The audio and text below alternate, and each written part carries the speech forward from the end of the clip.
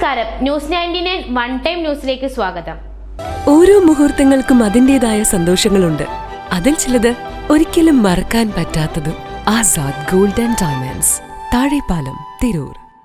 ഫുട്ബോളിനെ ഏറെ സ്നേഹിക്കുന്ന മലപ്പുറത്തെ ജനങ്ങൾക്ക് സ്വന്തമായി ഇനി പ്രൊഫഷണൽ ഫുട്ബോൾ ക്ലബ്ബും. മലപ്പുറം ഫുട്ബോൾ ക്ലബ്ബ് MFC എന്ന് നാമകരണം ചെയ്ത പ്രസ്തുത ഫുട്ബോൾ ടീമിന്റെ ഔപചാരികമായ ഉദ്ഘാടനം ജൂലൈ 26-ന് മലപ്പുറത്ത് വെച്ച് നടക്കും.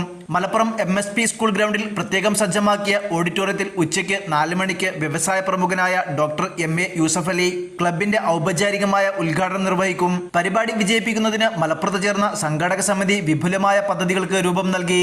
സംഘാടക സമിതി രൂപീകരണ യോഗത്തിൽ ജില്ലാ sports council president VP Anilkumar അധ്യക്ഷത വഹിച്ചു. P ഉബൈദുള്ള MLA യോഗം ഉദ്ഘാടനം ചെയ്തു. മലപ്പുറത്തെ സാംസ്കാരിക പൈതൃകം ഫുട്ബോളുമായി ബന്ധപ്പെട്ടതാണെന്ന് അദ്ദേഹം പറഞ്ഞു. Malappuram football club managing director doctor C Anwar Ameen പദ്ധതി വിശദീകരിച്ചു.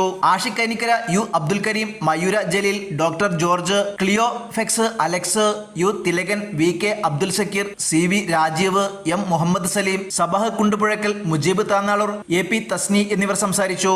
ജില്ലാ sports council president VP Anilkumar ചെയർമാനും sports Kerala foundation director Ashiq Kainikkara general കൺവീനറുമായി 101 അംഗ സ്വാഗത സംഘവും രൂപീകരിച്ചു. ന്യൂസ് 99 മലപ്പുറം.